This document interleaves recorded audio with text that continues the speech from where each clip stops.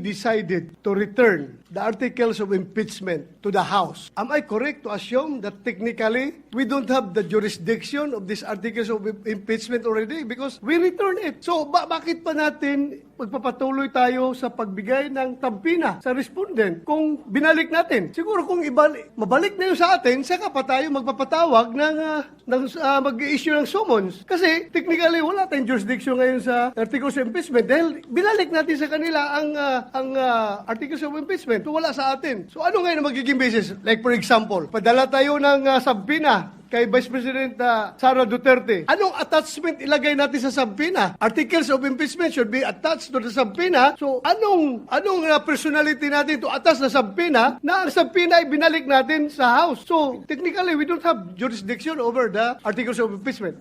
That's my humble understanding. Again, I am not a lawyer, Mr. President. Senator... Nag-iisip lang. I'm just guided by the Holy Spirit, Mr. President. To be honest, Holy Spirit is guiding me all the time. Thank you, Mr. President.